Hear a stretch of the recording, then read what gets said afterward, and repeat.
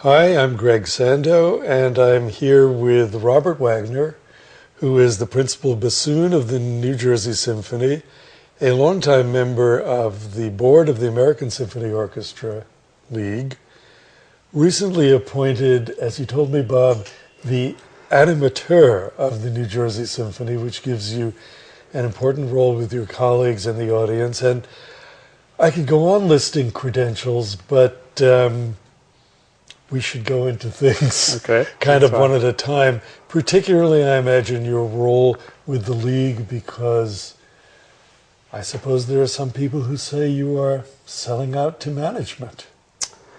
Yes, I mean, that's with the assumption that the League is management, and that's something that has yet to be proven to me. Okay, wait, let's look at that one. Okay, sure. I think you say that with a certain wry appreciation of a complex situation. Yes. So, okay, the American Symphony Orchestra League, which is a membership organization, and hundreds of American orchestras belong. 900. Right. And certainly all the big ones with nationally and internationally famous names, including your own. Yes.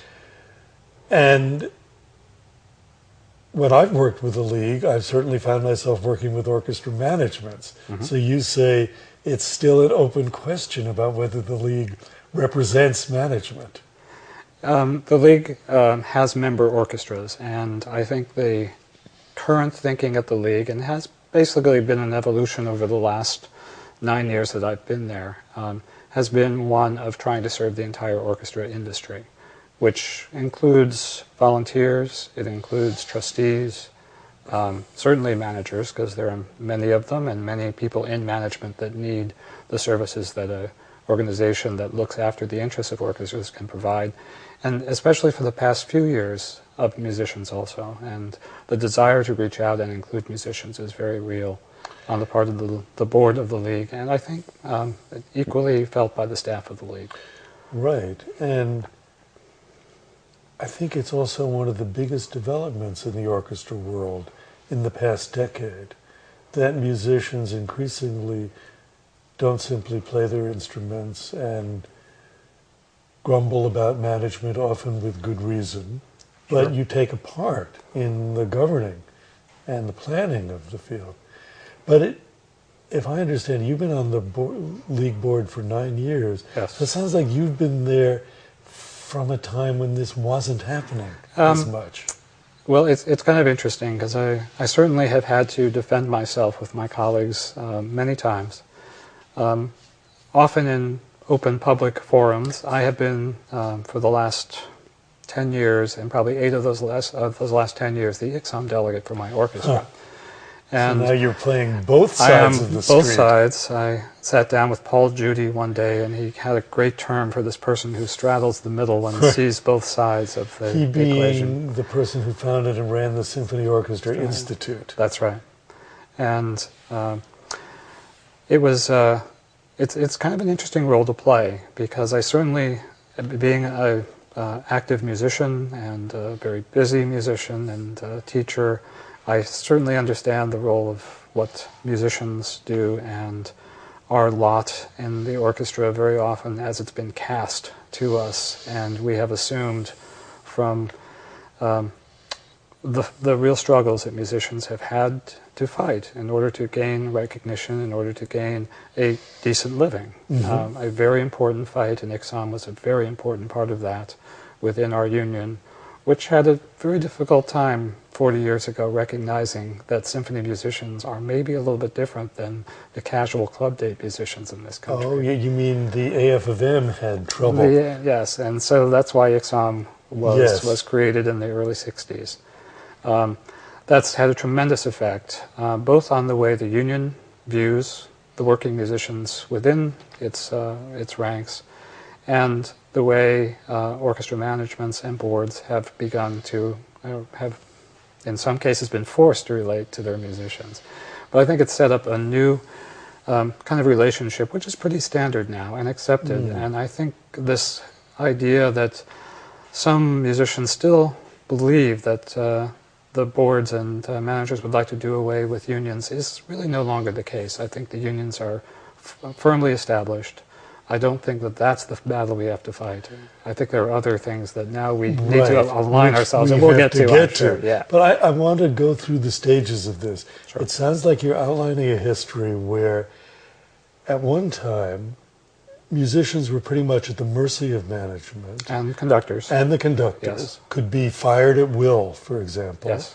And I also know that full-time employment for musicians was not known. I've seen a history of the Indianapolis Symphony where at one point they list the jobs that their members used to have in the off-season.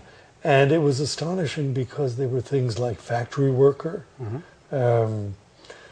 clerk in a department store, something very, very far from what you're trained to do. So there was that era, an era in which the AFM, or maybe a little bit after that, represented you all, but really didn't understand what your needs were.